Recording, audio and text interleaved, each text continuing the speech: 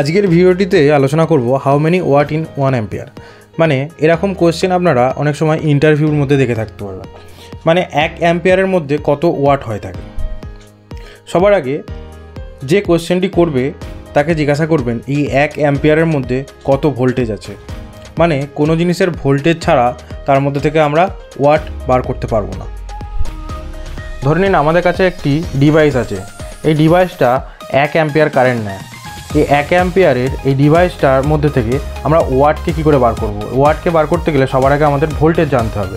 মানে ভোল্টেজ না জানা থাকলে আমরা যে কোনো ডিভাইসের মধ্যে থেকে আমরা ওয়াটকে বার করতে পারবো না। এবং আমাদের মধ্যে যদি কোনো ডিভাইসের কারেন্ট এবং ভোল্টেজ এই দুটো জানা থাকে তাহলে সেখান থেকে আমরা ওয়াটকে কী করে বার করব সেটাকে আমরা জেনে নেব এই ভিডিওর মাধ্যমে। সবার প্রথমে আমাদের জানতে হবে কোনো সিস্টেমের যদি আমরা অ্যাম্পিয়ার জানি তাহলে আমাদের সেখানে ভোল্টেজের প্রয়োজন কেন পড়ে, আমরা ডাইরেক্ট কেন ওয়াটকে বার করতে পারি না। এটার উত্তর জানার জন্য সবার আগে আমরা একটা উদাহরণ দিয়ে জেনে নিই।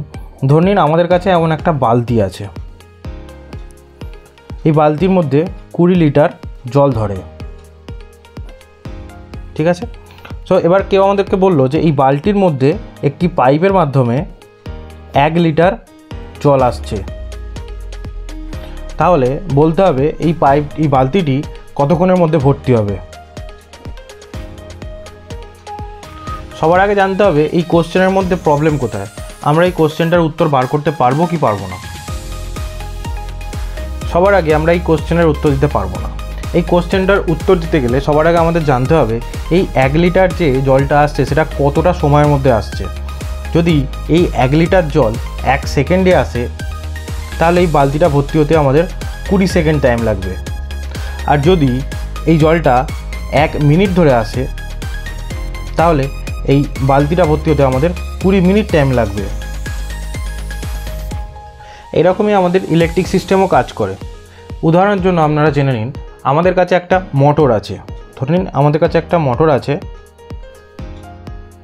এই মোটরটার মধ্যে 1 অ্যাম্পিয়ার কারেন্ট ফ্লো হয়। সো এখান থেকে আমরা কত ওয়াট বার করতে পারবো। সবার আগে আমরা এখানে ওয়াট বার করতে গেলে দেখব এই 1 অ্যাম্পিয়ার কারেন্ট কতটা প্রেসারে আসছে, মানে এই 1 অ্যাম্পিয়ার কারেন্ট আমাদের কতটা ভোল্টেজ নিচ্ছে। যখন কেউ কোশ্চেন করে যে এই মোটরটার মধ্যে সিঙ্গেল ফেজ লাইন আছে এবং এর মধ্যে আমরা 220 ভোল্ট দিয়ে রেখেছি, তাহলে এর মধ্যে থেকে আমরা কি করে ওয়াটকে বার করব। তো সবার আগে জানতে হবে আপনাদের যে ওয়াট বার করার যে ফর্মুলাটা সেটা কি। ওয়াট বার করার যে ফর্মুলাটা সেটা সবথেকে সোজা। ওয়াট বার করার ফর্মুলা হচ্ছে ভোল্টেজ আর কারেন্টকে মাল্টিপ্লাই করলেই আমরা ওয়াট পেয়ে যাব। এর মধ্যে আরেকটা জিনিস আমাদের খেয়াল রাখতে হবে, যখন আমাদেরকে বলা হয় যে ডিসি সিস্টেমের মধ্যে থেকে ওয়াটকে বার করতে হবে, তখন আমাদের একদম সুন্দর ফর্মুলা ভোল্টেজ এবং কারেন্টকে মাল্টিপ্লাই করে দিলেই আমরা ডিসি সিস্টেমের ওয়াট পেয়ে যাব। কিন্তু যখন আমাদের কোনো এসি সিস্টেমের ওয়াট বার করতে বলা হয় তখন তার ফর্মুলাটা হবে ভোল্টেজ, কারেন্ট এবং তার সাথে আমাদেরকে পাওয়ার ফ্যাক্টর অ্যাড করতে হবে। কারণ এসি সিস্টেমের মধ্যে পাওয়ার ফ্যাক্টর হয়, ডিসি সিস্টেমের মধ্যে পাওয়ার ফ্যাক্টর হয় না। কিন্তু এটা গেল সিঙ্গেল ফেজ কারেন্টের মধ্যে। আর যখন আমাদের বলা হবে 3 ফেজ এসি সিস্টেমের মধ্যে ওয়াট কি করে বার করে, তখন আমাদের বলতে হবে ভোল্টেজের সাথে আমরা 1.732 মানে 1.73 হচ্ছে √3 এর ভ্যালু, এই 1.732 এর সাথে আমরা কারেন্ট এবং পাওয়ার ফ্যাক্টরকে অ্যাড করব, তখনই আমরা এই ওয়াট পাবো 3 ফেজ কারেন্টের মধ্যে। তাহলে যখন আমাদের কোনো সিঙ্গেল ফেজ কারেন্টের মধ্যে ওয়াট বার করতে বলবে তখন তাহলে আমরা কি বলবো, ভোল্টেজ এর সাথে কারেন্ট আর পাওয়ার ফ্যাক্টর এই তিনটের মাল্টিপ্লাই করলেই আমরা এর মধ্যে থেকে ওয়াট পেয়ে যাবো। এটা সিঙ্গেল ফেজের জন্য। আর 3 ফেজের জন্য আমরা এই ফর্মুলাটি দিয়ে করব। আর 3 ফেজের মধ্যে যখনই আমরা কোনো জিনিস বার করতে যাব, সেটা ওয়াটই হোক আর অ্যাম্পিয়ারই হোক, সেক্ষেত্রে আমরা কিন্তু √3 অবশ্যই মাল্টিপ্লাই করব। এই √3 না দিলে আমরা 3 ফেজের মধ্যে থেকে কোনো ফর্মুলাই বার করতে পারবো না। তো তো সবার আগে জানতে হবে আমাদের এখানে যে এসি মোটরটি আছে, এই মোটরটির মধ্যে 220 ভোল্ট আছে, আর সিঙ্গেল ফেজ মোটর আছে, এটা 220 ভোল্টেজ দেওয়া আছে, সিঙ্গেল ফেজ মোটর আছে, আর 1 অ্যাম্পিয়ার কারেন্ট 1 অ্যাম্পিয়ার ইউজ করা হচ্ছে, এখানে 1 অ্যাম্পিয়ার ইউজ করা হচ্ছে মোটরটার জন্য। তো তাহলে আমরা এখান থেকে ওয়াট কী করে বার করব?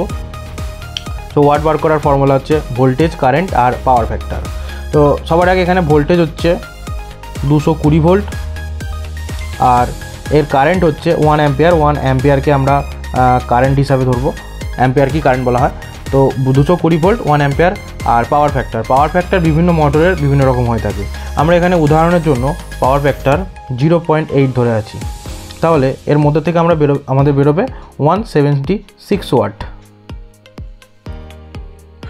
তাহলে আমরা বলতে পারবো এই 1 অ্যাম্পিয়ারের মোটরটা 176 ওয়াটের।